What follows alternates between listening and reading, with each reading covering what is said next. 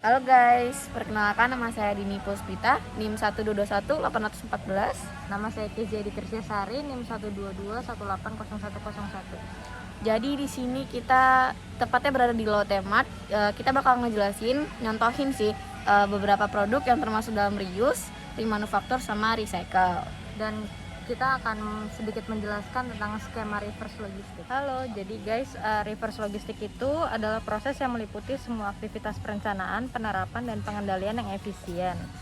Hasil akhir dan informasi yang berhubungan dari titik konsumsi ke titik asal dengan tujuan mendapatkan kembali nilai atau penjualan yang sesuai. Dengan kata lain, reverse logistik itu adalah sebuah proses perpindahan dari tujuan akhir atau end konsumsi dengan maksud untuk mendapatkan nilai atau penjualan. Jadi reuse itu adalah penggunaan lebih dari sekali. Dia mempunyai fungsi yang sama ataupun fungsi yang baru. Saya akan mencontohkan produk reuse. Yang pertama itu ada pada Coca-Cola. Botol-botol pada Coca-Cola yang telah cacat atau pecah akan dijual kembali dan dihancurkan untuk diproduksi kembali menjadi botol baru. Dengan dilakukannya reuse, maka pembelian terhadap botol baru dapat ditekan. Aliran reverse logistik di Coca-Cola dilakukan di setiap full good sampai ke sales center. Dan setelah full good tersebut di drop di sales center, maka botol-botol kosong dibawa kembali ke perusahaan termasuk produk-produk yang catat dan expired. Produk kedua pada reuse ada pada galon. Jadi galon-galon yang kembali ke pabrik kemudian dipilih berdasarkan kondisinya. Jika kondisi galon masih bagus, galon akan disterilkan untuk kemudian digunakan kembali.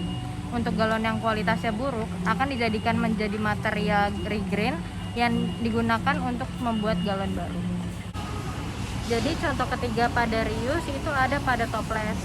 Toples-toples ini dapat digunakan kembali untuk menjadi tempat kerupuk, tempat bawang goreng, atau jajanan-jajanan lainnya yang dapat dimasukkan ke dalam toples. Jadi yang kedua dari manufaktur. Remanufaktur adalah memproses kembali. Produk pertama pada remanufaktur adalah kompor. Jadi jika kompor telah rusak, kompor akan diperbaharui seperti baru dan layak pakai. Untuk contoh produk dari remanufaktur itu ada, yang kedua itu ada kipas, yang ketiga itu ada AC. Jadi di mana jika kipas ataupun AC tersebut terjadi kerusakan komponen, jadi komponen itu bisa diganti atau diperbaiki kembali oleh perusahaan sehingga dapat digunakan dan dijual kembali dan dapat menguntungkan perusahaan. Oke, selanjutnya saya bakal ngejelasin produk recycle. Di mana recycle itu artinya adalah mendaur ulang. Salah satu contoh produknya itu adalah bungkus-bungkus kopi. Jadi kayak bekas bungkusan kopi ini, sasetan seperti ini itu dapat didaur ulang menjadi produk yang beda fungsinya. Contohnya itu kayak bikin dompet, bikin tas, atau hal-hal lainnya yang dapat fungsi yang berbeda dan dapat harga jual juga.